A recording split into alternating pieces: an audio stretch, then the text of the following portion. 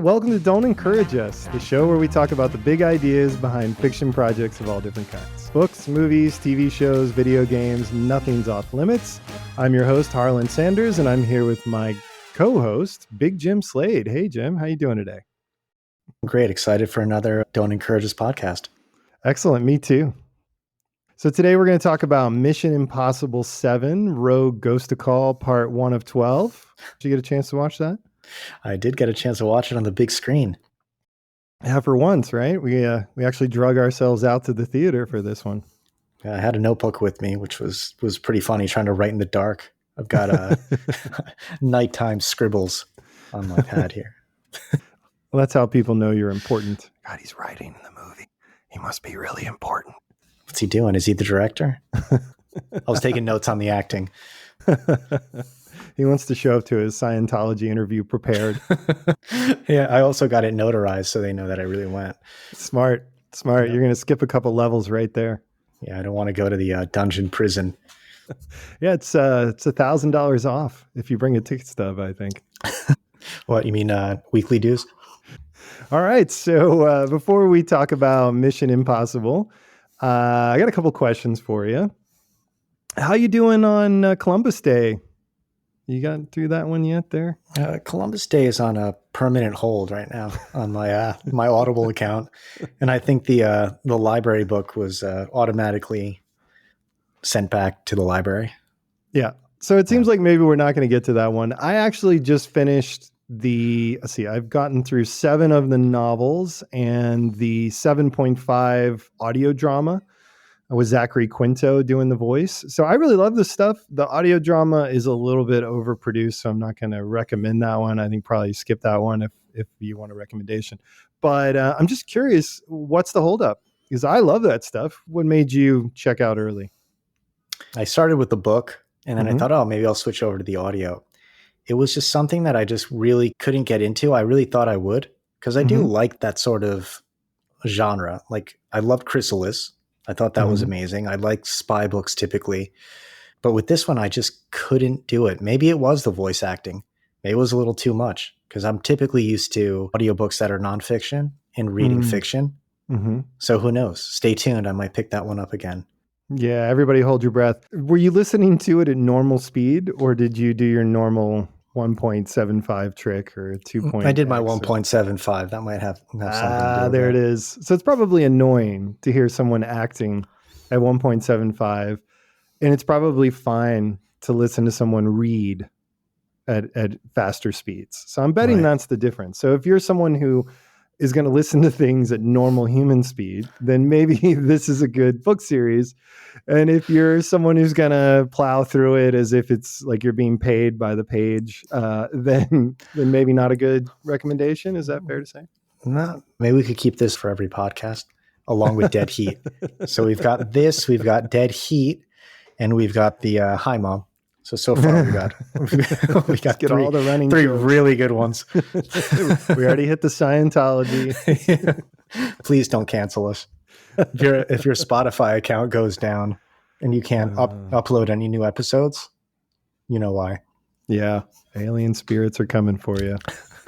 All right. So I did want to mention as well that I put a lot of info in the show notes. I've finally gotten the hang of that, I think. I put a lot of links in there, including playlists. Sometimes I make a playlist for some of the music we talk about, and I put that in Spotify and label it. So anyway, my usual question for you, anything interesting come across your desk this week? Yeah, I wasn't really watching much this week in terms of TV or anything. How about you?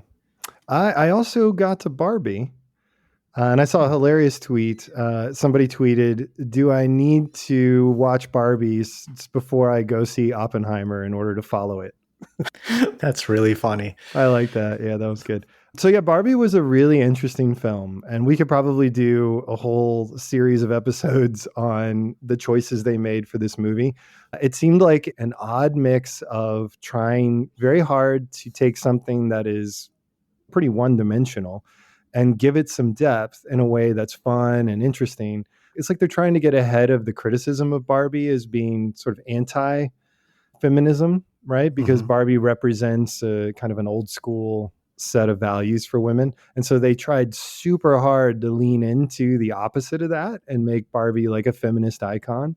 But they also, and this is the final piece, I think, of the pie, not offend anybody. But then a lot of the plot of this film is making fun of how Mattel is run by so many men who have they're like Will Ferrell basically plays the head of Mattel, and he plays it typical Will Ferrell style, like a 5-year-old in an adult's body. So they were fine with making fun of Mattel and making Mattel look like a pretty questionable organization.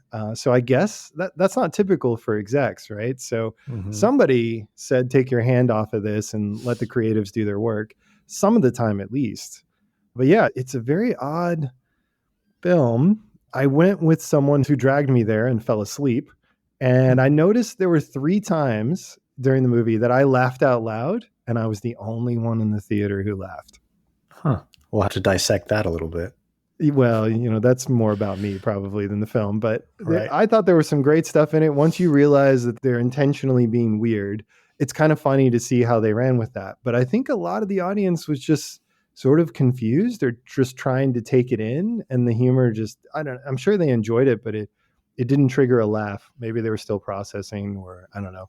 It was very odd. So no Oppenheimer for you. Oh, no, not yet. Not yet. I hear it's very long, so I'm working up the patience. I know very little about Oppenheimer, and I've been staying away from any documentaries or any YouTube videos or anything on purpose until I see the movie.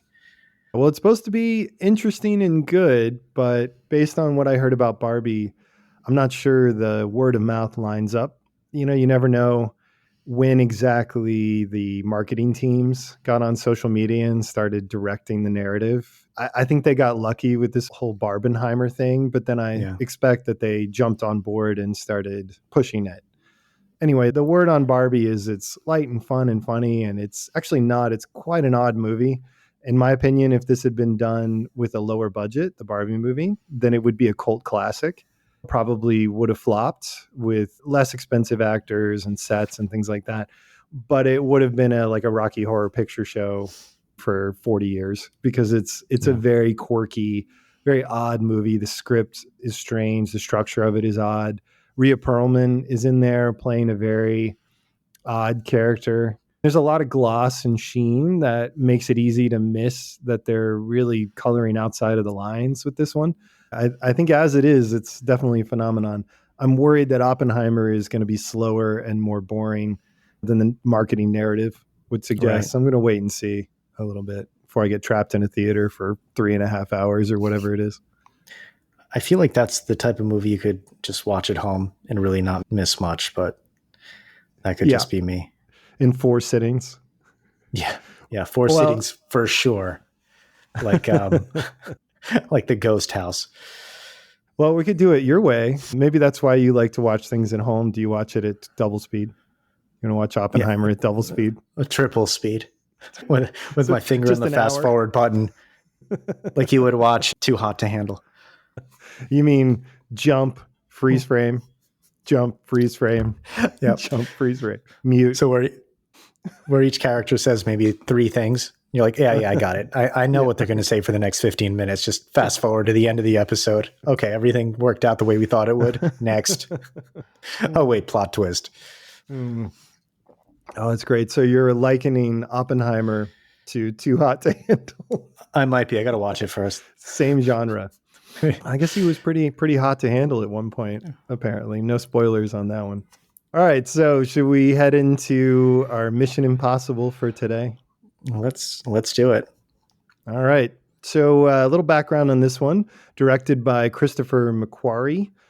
He did Mission Impossible 5, 6, and 8, as well as Jack Reacher with Tom Cruise. I assume Tom has him on retainer. This stars Tom Cruise, Haley Atwell, Ving Rhames, Simon Pegg, Rebecca Ferguson, Issa Morales, Clementif, and some others, and the rest. There's so many things to talk about with this one. I thought the pacing of this one was really well done. I didn't feel like there was any boring bits with the movie. Like that opening scene really hooked me. on that submarine. It was just so well done. Oh, yeah. I think that was added later. They weren't originally going to have the submarine, I think. There was like a production issue around that. They added that into the story. Actually, I thought the story was a little hard to follow. Maybe because they kept the action going. There wasn't a lot of time to really understand all the details.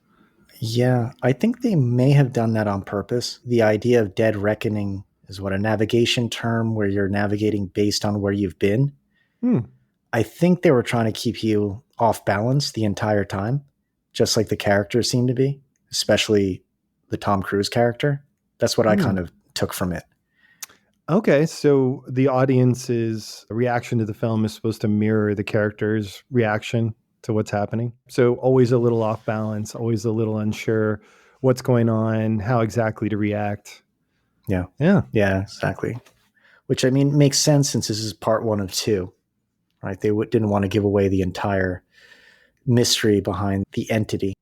So you referenced the entity. I think the premise of this one could be stated thusly. Ethan Hunt is back and he's up against an AI that went rogue and has a human avatar. And oh no, Ethan's gone rogue again too.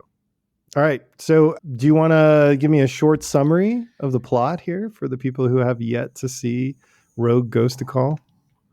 There's a rogue AI on the loose. It starts off, you think that someone's in control of it, specifically the Russians in their submarine, but you find out quickly that they're not in control.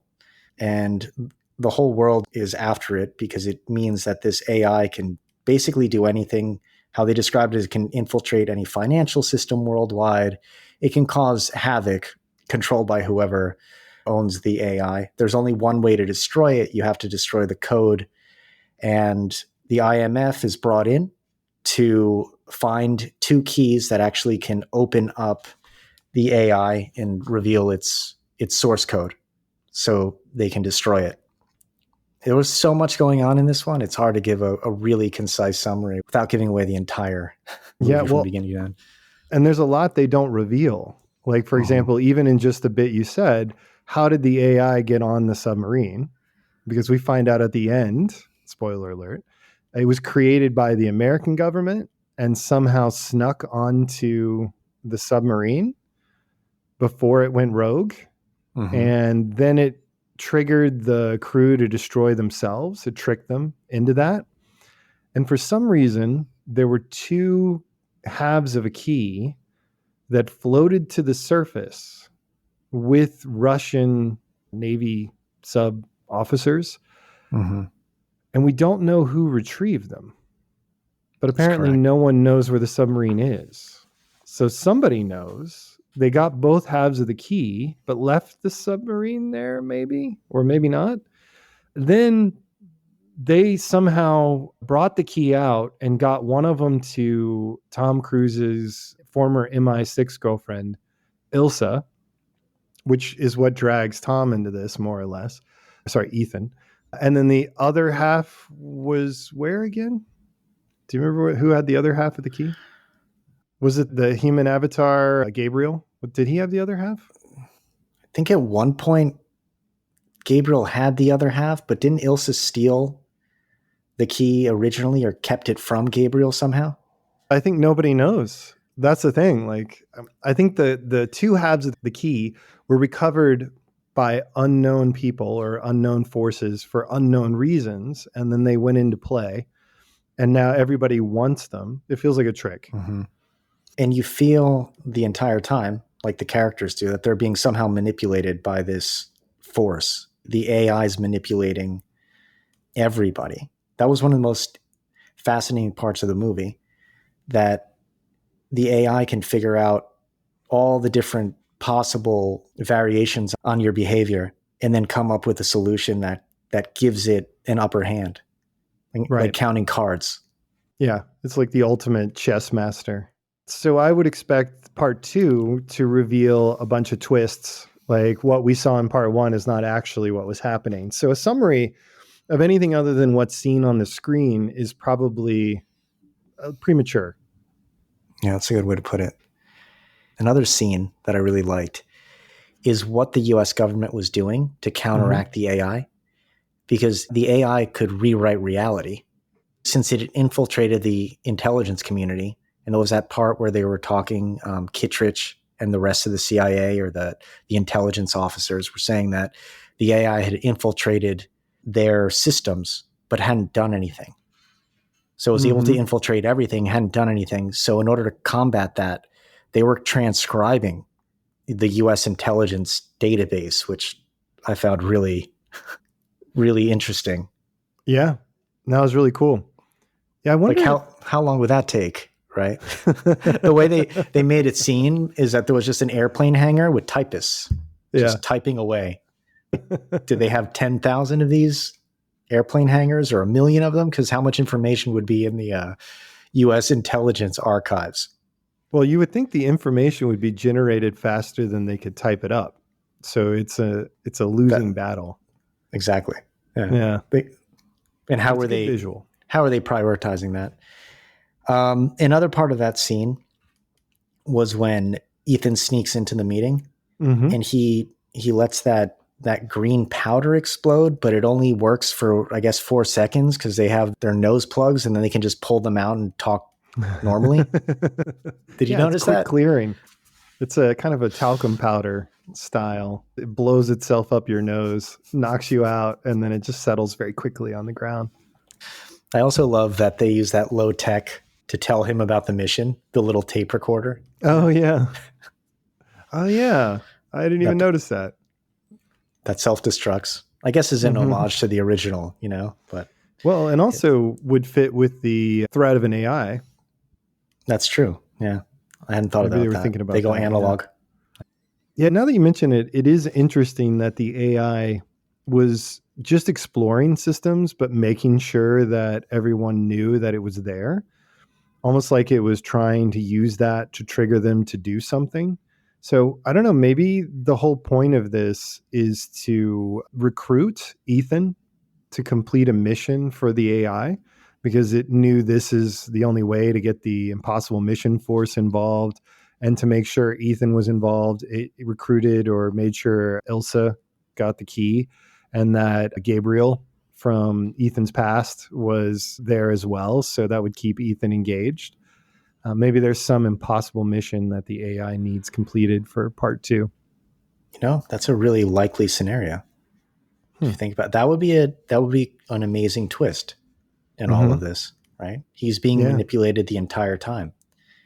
They kind of alluded to that when Ethan was on the train when he was fighting Gabriel, and he could have he almost killed him, but that's really what the AI would have wanted, right?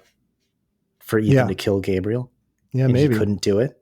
Or else he would give the AI what it wanted. And other than manipulating Gabriel somehow, we don't know how Gabriel communicates with the entity, but other than the things Gabriel did the AI do anything? Oh no, I guess it killed that Russian sub crew. I was trying to say if it did anything bad. So I guess it manipulated that crew into killing themselves. Yeah. And we don't know why exactly it did that. And then it's manipulated Gabriel's presumably into doing horrible things. But other than that, it doesn't really seem to have any motivation. Yeah. Like any clear motivation. And are we assuming that it's completely rogue and on its own? I mean, that's what they're telling us. But is it just simply being controlled by somebody already? Right. Because they really make it seem as if it's doing its own thing. No one really knows what it's doing or why, but that's only what they've told you. It's not really what could be happening, right? There could be someone controlling it and using it for their own gain. And the way that you can destroy it may not really be the way to destroy it. Now that seems like an obvious misdirect. Some magic key that unlocks the source code, and the source code is on a Russian submarine, even though it was created by the American government. Why would the source code be transferred with the AI onto a Russian submarine? And why would there be a physical key that the Russian officers have? But isn't the AI just in the network? For our listeners that know a little bit more about servers and AI and machine learning, maybe they could drop a note in the comments and let us know why that's possible or not possible at all. Like that a source code would just live independently from the rest of the AI itself. The original source code is just there. It's not operating from the sub. The AI isn't, right? The source code is saved on the sub's computer servers, I guess, or that special. I think initially when we saw it on the sub, it had some special housing. Mm-hmm. So I don't know why the Russians would take that on board. You know, it's very confusing, and they didn't bother to explain it. I think they got away with that a lot because they had so much action.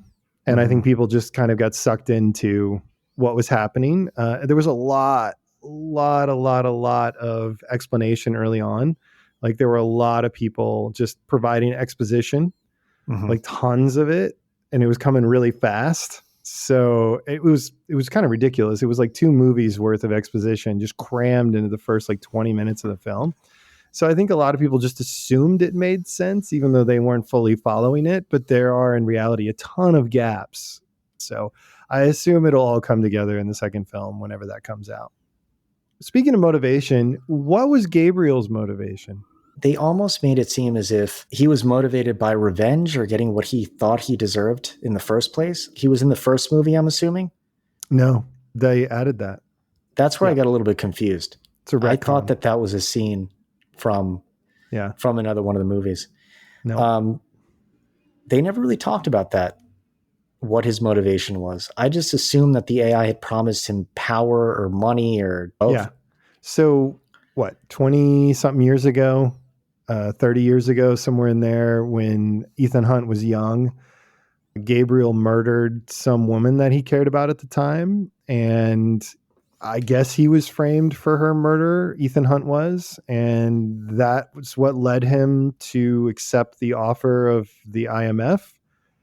And then presumably Gabriel disappeared because Ethan, I guess, thought he was dead, right? So it's not like he's been a well-known terrorist for 25 years or 30 years or whatever it is. Gabriel just disappeared, and then the AI found him somewhere and sent him out here to do horrible things and get revenge on Ethan, even though I don't think Ethan did anything. Doesn't he say like to get what I deserve? So I don't know. I'm wondering if maybe somehow this flashback that they added, this retcon, is tied to the creation of the AI.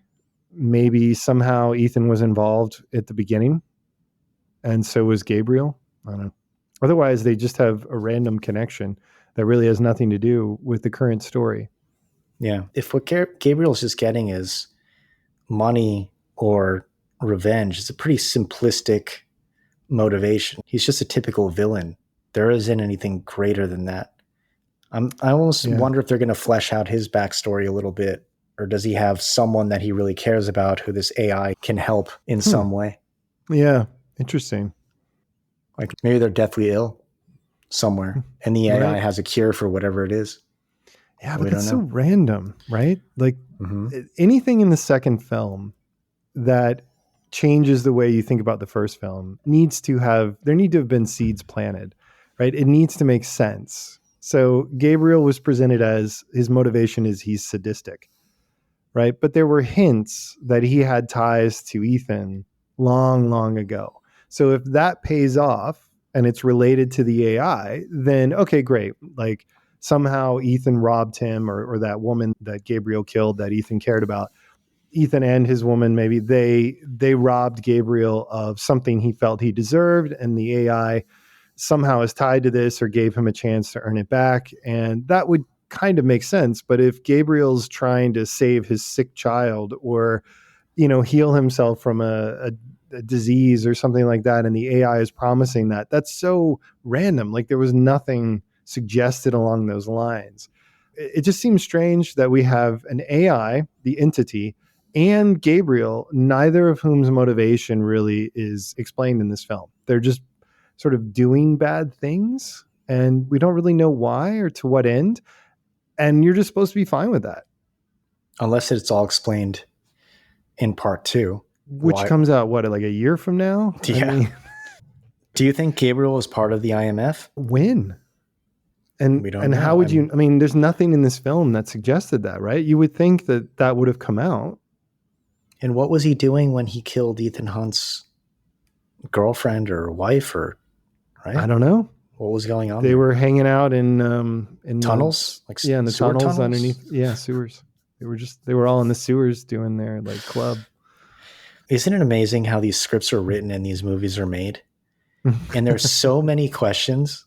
Like, how do they decide which questions are okay to just leave open like that, and which ones that they really need to explain, or else it's not going to make any sense to the audience? I always wonder that, because with a movie like this, it's so complex and there's so many gaps. How it gets through so many people who are just like, wait a minute. Oh yeah, this is totally fine. That makes no sense, but let's just move on. Yeah. We'll distract the audience in the next scene. Yeah. Let's continue. Yeah, exactly. You write a script that explains everything adequately and leaves the audience engaged because they can follow the story. And you realize, well, this version of the film is 4 hours long. So you replace important parts of the plot with a train going really fast or someone discovering a nuclear bomb. And you go, yeah, that's good. That'll get us to the next scene. What was going on there, by the way? The nuclear bomb scene. Was it just an entertaining scene to kind of pass the time and let Simon Pegg be Simon Pegg? It does seem like there are a couple cast members that we can leave nameless who don't really have a major part in the story, but they're trying to include them. So they work them in. You know who you are. It seems like, they were trying to make the point that the AI knows you, it knows everybody, and it can predict things. Other than that, I think it was just something for some of the characters to do and to make that airport sequence more complicated and interesting.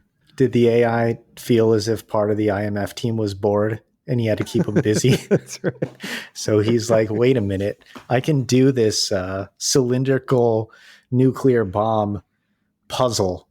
That'll keep him busy. Just for fun.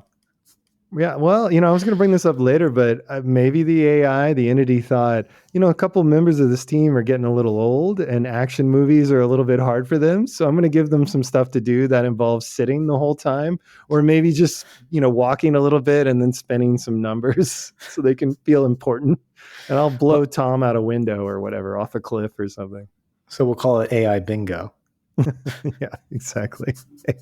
For the semi-retired. Yeah, maybe the entity is good. He's certainly nice. Imagine the entity doesn't want anything. It's just messing around with everyone. It just wanted another just wanted to see if it could do it. Just wanted its own movie. It's just been filming the whole time. That's great. All right, so I'm going to try to tell the story from the perspective of Paris. And Paris is Palm Clementif's character. So basically, I think it goes something like this, right? She's a thug who's for hire and who really clearly enjoys hurting other people, right? With a heart of gold. Yeah, exactly. Right. That's what we discover at the end once you lick through all the layers of the Tootsie Pop. Yeah, so she's a thug who enjoys hurting people and is fairly sadistic and happy to follow someone who that's all they do is hurt people in service of a mysterious techno god, right? She goes on her missions, does whatever, chases people around the city, shoots people. Everything is just, chaos. Then she finally traps Ethan Hunt in an alley with some other thug. Somehow Ethan defeats both of them. And instead of smacking her in the head with a metal rod, Ethan bangs the wall over her head and runs away. And from that, she realizes her entire life up to this point has been a mistake and she should switch sides. Yeah, so that was thinking about it. And then in exactly the right moment, as predicted by the AI, she switches sides. And I'm guessing in the next movie, she's going to be a member of the IMF. It sure seemed like it. She got stabbed, but then there's a pulse. So I think she's going to make it. Fine. Right. So next episode, I guess, next film, Grace and Paris are probably going to be on their own IMF team, I would assume, right? I mean, yeah, but what about the psychological background test that she would have to go through to be accepted onto the team, right? What were you doing for the past I don't know, 5-10 years? Oh, I was a villain, like a super Kicking villain, puppies. like yeah, kicking puppies, killing ants with a magnifying glass, and now, sure, join the team. You're hired. You're fine. You're trustworthy. Because Okay, how did you get on the team? You betrayed some other guy who you were so loyal to. But that weirdly fits this retcon. This whole like everyone on the IMF, they're all criminals, right? Isn't that what we found out? They're all criminals, but are they criminals who can be somehow rehabilitated? Well, if you're going to bring logic into it, yeah. We saw nothing about her except she didn't even have dialogue very often. All we really saw was her just enjoying like running people over and like basically chasing people down. She just seems to really like chaos and breaking the law. But I guess that makes for a good Mission Impossible Force member. And they wonder why they go rogue, which they do every single Who knew? movie. Who knew? Yeah, exactly. They even named a movie after it. Which one was it? Red Rogue or Road Protocol? Or Ghost Protocol Rogue? It's literally Rogue, everyone. Gross Protocol. Yeah, it's all of them. Every single one. So yeah, that was weird. I thought maybe it was just me. It was not just you. I was shocked when she showed up in the end, and she's good now. She's just part of the team. Yeah, that's the real team player. No one's afraid of her since she has a massive katana blade that she's so happy to pull out of its sheath. She's fine. She's fine. Welcome to the team. Welcome aboard. Kids, I was wild back then. That's right. Crazy youth. All right. What else should we cover? Anything that stood out to you? I really love the way these movies, though, are able to blend action with moments of dialogue. I know you said there was pretty dialogue heavy in the beginning, a lot of exposition. Oh, yeah. Sure. But there are certain action movies that are just so much action nonstop, like Extraction and Extraction 2 with Chris Hemsworth.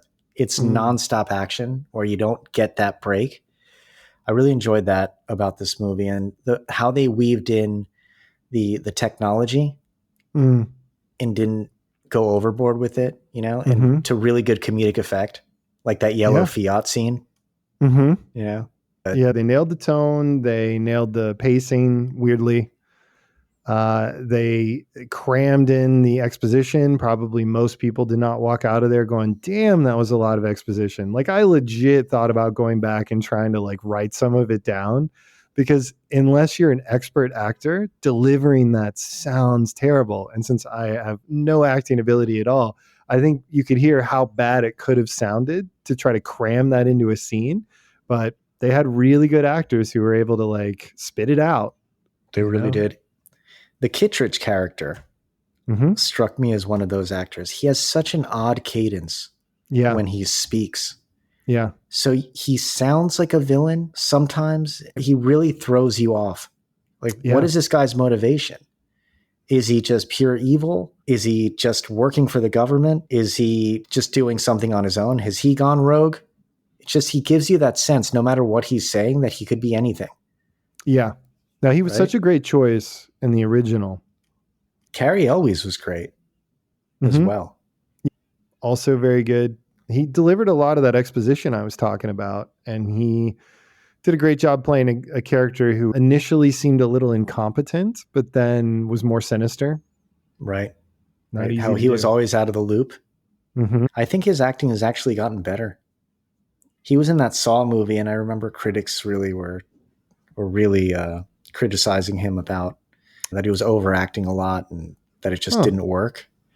I thought he was great in this. They were all great. Was there an actor here that you thought really didn't live up to the standard? The only person who stood out to me a little bit was the American military officer who was chasing Ethan Hunt. There were two of them, I think, left from the squad. One was the commander, and the other one was sort of the language expert or whatever his job was. And I think the actor who played the commander, he's not a bad actor at all. But given the caliber of the other actors in the film, I felt like it was a little bit of a stretch. I wouldn't be surprised if the new Mission Impossible team that we meet in part 2, if there is one, not only includes the 2 ladies that we were talking about, but also includes these 2 military guys. It wouldn't fit the pattern because they didn't commit a crime, but it does make for an even 4. And they do have a variety of skills. It would be interesting, since they now know about this and they're in the mix. What was your favorite scene? That was non-action. Non-action. Wow. So I've got about 4 minutes to choose from here. Pretty much. Well, so the like European techno dance club, I thought moments of that worked really well. I thought it drug on a little bit, or it got a little bit silly with like, aha, and here's another person and another twist and all the predictions, the sort of religious attitude that Gabriel brings. Like I thought some of that was a little heavy, but once it got going, I thought it was pretty interesting. It was a good, you have to kind of follow the potato as it bounces around and try to think about how it's going to play out based on new information as everything changes. So I enjoyed that scene. Yeah. It did devolve into action, I guess, or launch into action, but I thought it was pretty good. What about you? I really enjoyed that scene. I thought Gabriel was really good as the villain. He was so calm, and really didn't push the envelope. Some of these villains, they need to have a statement piece for their character. The Bond villain, the Mission Impossible villains. But with him, he was really calm, extremely calculated. I thought he did a great job making you feel how sinister he was. Speaking of sinister, what did you think of Ethan Hunt's attitude towards people? Because they really tried to sell the idea that Ethan Hunt's greatest weakness is friends, the people he cares about. And they brought back Rebecca Ferguson from 2 or 3 other movies. She was his love interest, if I recall. Yeah. They reunite in this movie. Then they have a moment where they embrace looking out over the city at night. And then he immediately replaces her with Grace. Like, she dies and he just moves on. He's already on to the next person. There wasn't a lot of mourning. It seemed odd. Yeah. It doesn't seem like he really cares about people as much as he wants to be seen as somebody who cares about people. And he tries so hard to do that, but doesn't really get attached, I feel like he wants to, but he can't, because what they're doing is so dangerous. And at any moment that person could die. And I understand that. So then how is that his greatest weakness? Yeah, that's a good point. I mean, the AI should know that, right? Like, you can kill literally everyone he's ever met, and he's still just going to keep going because he doesn't really care that much anyway. It's a little convoluted, that part of his personality, or how they're portraying him, because he does say it, right? Right. I'm the one person who's not going to let you down, or whatever it is. But at the end of the day, like you said, his loyalty really is to the mission. Right. Which he gives himself, because he goes rogue every single time. So his loyalty is really just to himself. That's all he does. He doesn't really work for anyone. This whole idea that the entity knows that if it goes after his friends, it'll defeat him, that just seems really hollow and fake.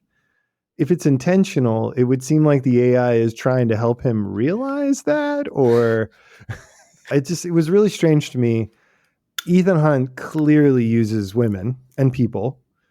And if they survive, it's really based on their own skill. Not that he didn't make an effort to save people, but he's not going to stop. It's not going to break him. He's not going to change the plan. He's just going to keep going. And if you survive, great. Yeah, there's not introspective Ethan for too long in that movie. At all. And it's not like he spends time with people in between missions, right? He doesn't like hang out with Benji. Yeah, right. So it really seemed like the movie kept trying to say that Ethan Hunt cares about people. He cares about humanity as a whole and the individual people in his life. But all of his behavior in this film, just alone, suggests that he does not. He just basically thinks of everybody as objects, and it serves his ego to see himself as a savior of humanity. And this AI, in many ways, then, is his counterpart. Mm-hmm. They're very similar characters in a lot of ways.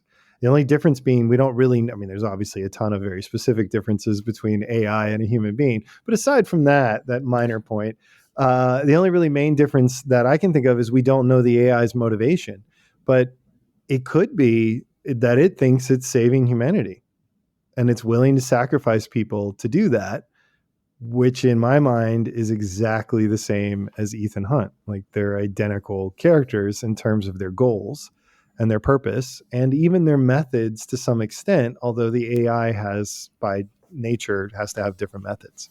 Mm-hmm. So I don't know. Maybe that's why the AI needs Ethan, because he has different methods and it believes that they will see eye to eye. That's interesting. That would be quite a twist, huh? Well, I think it would be Or weird for quite the a movie. reveal. Yeah, I think it would be weird for the franchise to admit that Ethan Hunt has no attachments and that he really just saves individuals because it serves his plan, and he saves humanity because it serves his ego, his sense of himself that he's trying to preserve. So I don't know, maybe, but it definitely fits in the movies. Would you say there's a lot of parallels then with James Bond? Are there between Mission Impossible and James Bond? No, I don't see any. Are there? There we go. This Say type more of about that. sarcasm's killing the world piece by piece. No, of course there are a ton, but what was in your mind when you asked that question? It's a completely different franchise, and I know the this whole idea of Ethan Hunt being someone who's out for himself, but in James Bond, they don't always hammer in that point about him caring about the world. He just cares about one woman. Mm. You know, that seems to be the big thing. And here they're trying to make him universally loved, or that he loves humanity or people in general. It's kind of Okay, so sort of like they're playing off of what was established for secret agents by James Bond movies, and they're trying to modernize a little bit by not making it about getting laid. I don't know, in terms of the history of Mission Impossible, how much it was influenced directly by James Bond. Obviously, there are parallels there, but I wonder if there were aspects of the James Bond character that he wanted to place within that Ethan Hunt character, but give him more humanity. Mm-hmm. Yeah, I think it started off trying to be something different from James Bond. If you watch that first film, it's quite different. And then I think it gradually shifted. Like the first movie was more heist film than James Bond. It had James Bond elements to it for sure, like no debate. But I really think they wanted to go for something a little bit more cerebral. And then the second, third, fourth films all just have drifted gradually more and more into standard super secret agent stuff. They're from the same era, correct? What? The original Mission Impossible series was from the 60s, I believe. And James Bond the TV was show. and James Bond started in the early 50s, was it? No, 1962, I think, was Sean Connery as the first James Bond. But they were based on novels, so I don't know if those novels are from, let's say, the 40s, I would think. Oh, yeah, good point. Yeah, well, they probably were post World War II, right? So I think late that 40s, Secret early Agent, 50s. Yeah. it was more of a Cold War conceit. 1953 was Casino Royale, the first novel to come out. So yeah, post World War II, early 1950s. It's a perfect world for James Bond to pop up. So much to do, so much to see. Mm-hmm. And then, continuing on until today. And Mission Impossible, I believe, originally launched, was that in the 90s? What, like 90, late 90s? But the series is from the 60s. There was the a Mission TV Impossible show series, yeah. Mm-hmm. The answer is 1966, so mid 60s. It's not exactly James Bond for TV, because I think it was a little bit more like there's an organization. I don't know. What do you think? Was that James Bond for TV or not? That's what I'm wondering. Or is it just elements of James Bond that they wanted to adapt into more family friendly, maybe type of show? TV compatible. Yeah. Yeah. Type of format. Well, you had a larger point. What was that? Do you remember? Just this idea that maybe Ethan Hunt is a more humanized version of James Bond. Mm-hmm. And now that this is a more, obviously modern age of inclusivity and diversity. Maybe they're just trying to build those social constructs into Ethan more than ever. So they need to keep kind of hammering home the fact that he's all about protecting everybody else, when in fact the root of the character is more James Bond than they would care to admit. Yeah, that would make sense, right? That would explain why his behavior is inconsistent with what they say so much, because they're trying to modernize him a little bit, but they've got all this baggage and there's formulas that are expected. So his behavior is more consistent with somebody who's almost a little bit of a sociopath, in that he just set a goal for himself, which is be humanity's savior. And then everything else is just an object toward that goal, right? Which would explain his smashing the pipe over the villain's head instead of completely neutralizing her at that point, for her to come back and then eventually become part of the IMF. Oh, you mean they wanted to portray him as kinder, more forgiving, more human, more caring? Yeah. So putting the mission at jeopardy because it's wrong to smash a person over the head when they're defenseless and you can get away. Yeah.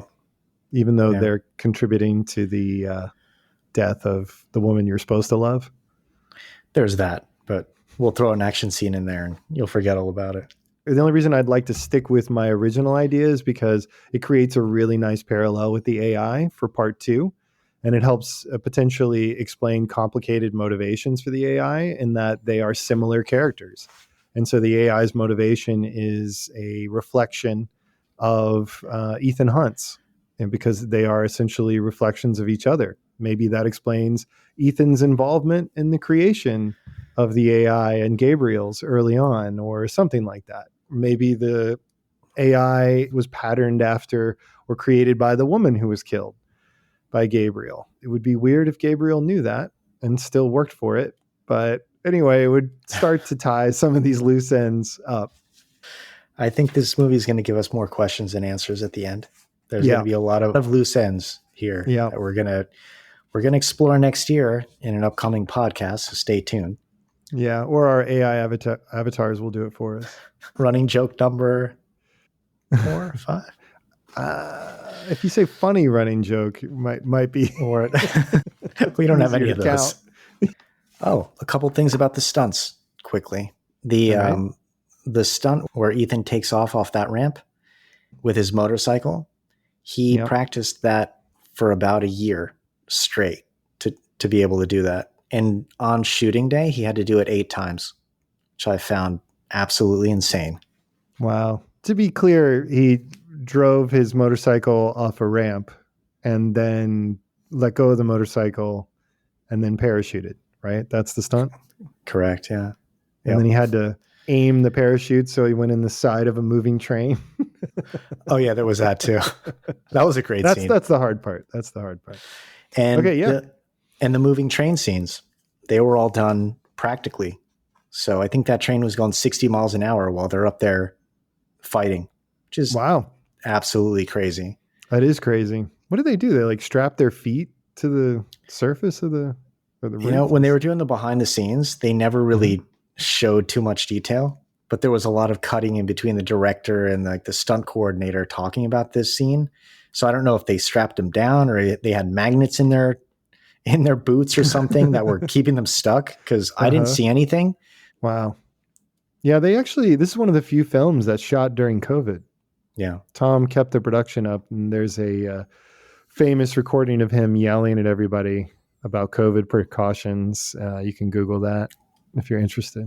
Can't really blame the guy at that time. Imagine the pressure you'd be under to complete a $300 million movie on time and on budget during COVID. Right. I'm sure he wasn't sleeping very much and having to do all the stunts himself, because why wouldn't you? Excellent. Anything else on your list? Any other notes you took in the theater? Any scribbles that we need to decipher? My scribbles. No, I think that's it for this one. It was a great action film. Probably one of the best I've seen, to be honest. Wow. Man, you are on board. The brainwashing worked. Yep. The AI got to me too. It's making me do this podcast and give it a good review, or else we're all held hostage. Well, should we take this time to announce your engagement to Tom Cruise? That's for the next episode. We'll save We that always one. need a cliffhanger. All right. So, speaking of running bits, let's talk about what you would do with this intellectual property. Other than make sequels until Tom Cruise dies, what else would you do with this IP if it landed in your lap? I think it wouldn't be a bad idea to restart the television series. There's so much material now. But the expectations are so high, though, right? Like, I mean, it'd be so expensive. Amazon would have to do it. They're the only ones who throw that kind of money out, right? Maybe it would be cost prohibitive, but in an ideal world, if you had an unlimited budget, it would be a great time to do a series, because this type of setup lends itself for so many different storylines that can go anywhere. It's like a Star Trek type of series. There's a new adventure every episode. Right. And there's a ton of actors who are good actors who are not, so expensive that you could bring them in to lend some credibility to a series. It's tricky, though, because the standards are so high now. All the stunts that Tom Cruise does, like, I think if you did a TV show, the first question would be, ooh, what are the stunts going to be like? Well, not like the movies, Right. Yeah, that's a good point. I mean, I think that the original series, the one from the 60s, was more in heist, the caper, the espionage, etc. Right. And then when he revived it in 96, it became a stunt piece. Well, the first Mission Impossible film was a bit more intellectual, and the stunts are something that you could do on television, mostly. And then John Woo got a hold of it, and that was the end of that. Could you do a series like this and not necessarily have to have a stunt, an epic stunt in every single one of the episodes for it to be called Mission Impossible? Would you be able to adapt it to be more about espionage and more the intellectual side of spycraft? Yeah, but is it impossible at that point? Is it different? I mean, without the stunts, it's just mission complicated. So do you think it's just an unadaptable series? As long as they're doing the movies, I think it's going to be hard to do a TV show that runs concurrently. I think once Tom stops doing the films, I don't think they'll be able to pass the baton easily. And so a TV show would make more sense, especially because, in 100 years when he retires, the technology will be, the special effects, right, will be in place to make it look like crazy, awesome things are happening all the time. It's not that there's not a way to do it, but the demands on the writing are so high to keep an audience engaged. And you have to establish really quickly that the tone is different. It's not action, dialogue, action, dialogue, action, dialogue, action, right? It's dialogue, tense, card game, action, sneaking around, complicated mental game of chess, and then halfway through the season, action. And then back to lots of dialogue and acting, and then final episode action again, right? That's what they'd have to do, I think. Mm-hmm. I mean, you could have punching and kicking, so you could get some sort of actor who has a lot of fighting skills and then do a lot of really interesting stuff with that. That's probably more affordable. But you can't be like blowing up the space shuttle every week, Could this be a miniseries? Like the ones that have become so popular on Netflix, like an 8-episode or an 11-episode season with one storyline? But does that tarnish the brand in Tom Cruise's mind? I mean, I'm saying this would be made in the year 2080 or something. Yes. That's when we start this. Yeah. When he's doing his last film. And he's about to pass the baton. So 2880. Yeah, 2880. After he goes through the cryogenic freeze. And the 45th Tom Cruise clone has finally been shot into space. Yeah, no, at some point in the future, you could definitely do a TV series, and it could probably be long running. You could do novels, you could do stuff like that. But right now, even trying to do a film spinoff is tricky because Tom Cruise has such control over so many of these things. He is the franchise, essentially, at this point. And they tried to introduce Jeremy Renner at one point, and he just kind of got sidelined, and now he's vanished. Like, Tom is the center of the action, and I guess he likes it that way, So I don't think you can do a TV series just yet. Maybe a cartoon or something like that. That could be interesting, I guess. How about a musical? Yes, definitely. Mission an entire Impossible series musical. of musicals. Music Impossible. Well, the only thing that came to me was you could do an app. So if you had an app that used location services, like it knew where the user was, and it had information input for local landmarks and museums and things like that, and then sends each person on an impossible mission to gather information. I think you could have a lot of fun with that. I think you could program that and just start with like New York or major cities. And if you happen to be there, there's an impossible mission that will pop up, and it requires you to decode some things and go places you wouldn't normally go. And you would make them complicated enough that they would be almost impossible to complete. Like people would have trouble figuring them out. So there'd be a lot of internet traffic around trying to figure out, well, I went to the library and I found this particular thing. And then I went and did this other thing and I found this mark on the street sign and went to this other event space that had this next little piece of mark. And I figured out that they're related. And if you put them together, they point to something on a map of New York. Right. I think that'd be kind of fun, especially if you can engage people and they couldn't solve it easily. And then you could branch out to other cities. It's not like you have to go there. You can just go on Google Maps and craft a mission or multiple missions, impossible missions for different cities and different places. I think that'd be fun. It would be a lot of fun. Yeah. So you could have like a Pokemon Go type of experience. Basically. And your phone knows when you're in the right place. And so it unlocks the next clue, and the app can make it look like your phone reveals, what is it? What do they call it? Enhanced reality? Like AR, augmented reality? Augmented reality, right? I can use AR a little bit. I don't know. Maybe the app's too expensive at this point, but I'm sure it's not that hard.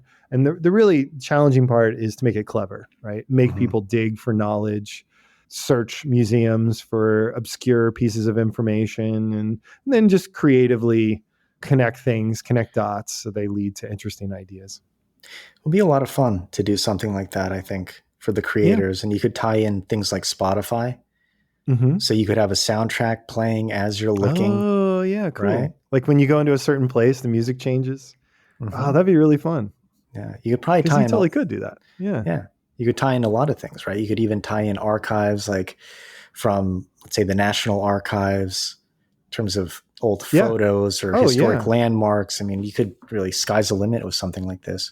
Right. And then you could just use your phone to take a picture within the app when you find the symbol on the Renaissance armor piece that you were supposed to find in the way back in the museum. And you get that photo and then it matches it and saves it as a clue or as part of a larger reveal. And again, they don't have to be easy or even solvable. You can make them incredibly frustrating and difficult because it's called Mission Impossible. You can make them like a 6-month affair or a year and not give people clues so that they're always searching online for somebody who might have figured out something they haven't figured out. And maybe you run into other people who are on the same mission. And at the end, you get the decoder key and it tells you to drink your Ovaltine. That's it. Another product. Ovaltine is back. That's right. They paid $100 million to be at the end of this impossible mission. The most elaborate game of all time ends with Ovaltine or Tang. Or both. They're back, baby. Or both. It's Bud Light. We're rebranding. This is our strategy. And then the controversy ensues because it's an all ages game. Oh, yeah, right. Then Bud Light gets canceled. Bud Light screwed again. Yeah. Wah, wah. Down to number 10. Again. And then Molson becomes the number 1 beer again. They get beat by Molson. That was the AI's plan all along. They were working for Molson. Oh my God. Or maybe the end of every Mission Impossible in every city is a movie theater and you accidentally bought tickets to the next movie. While you're clicking automatically buttons. As you walk past it. That's right. 2 tickets are now available in your Apple Wallet. Oh, that's how they get you. Oh, I love it. And then they can put up that little graphic for the entity's eye just on your phone. That you can't get rid of. Unless the you show. unlock something else You for just another sit and watch $9.99. You just have to sit and watch the movie, and at the end, there's like a QR code. You have to point your phone to get your phone back. Oh, good stuff. All right, so yeah, that's all I could think of because it's on a similar scale. It has a lot of the elements, and I don't think it'll make users jump off a bridge to complete the impossible mission or hang from the ceiling or anything like that, although it should. Unless the AI goes rogue. All right. So on that note, thank you to the listeners. Thank you to the people who made this project that we reviewed because we enjoyed it, right? This was a fun one. We did enjoy it. It was a good time. Yep. You can hit us up on DontEncourage@gmail.com. I put a lot of stuff in the show notes, so feel free to check that out. We've got Instagram, we got YouTube now. And are there any questions we want for the audience? I can think of a couple. Anything come to mind? It'd be great to hear from the audience what they do with this IP. Oh, yeah, that's a great one. Because you could really do anything. You just have to be clever. You have to do it well. So there's a lot of potential here. I'm also curious what people think about the entity's motivations and if it has a connection to Ethan. Like what that connection would be, like why we got that flashback and how that's all going to tie in. Who got the key out of the ocean, and if this whole source code thing is a misdirect, and if so, why? So just a few questions there. And another one. If you were going to do a spin-off, what would that spin-off be? And how would you do it? What format? Good questions. All right. So I think that does it for today. We'll be back next time with who knows what. Do we know what we're going to do next time? I think it'll be Dead Heat, right? We've been talking about that one. So everybody go watch Dead Heat. We mean it this time. We're definitely going to do that next time. For sure. All right. Thanks again. Take care, everyone.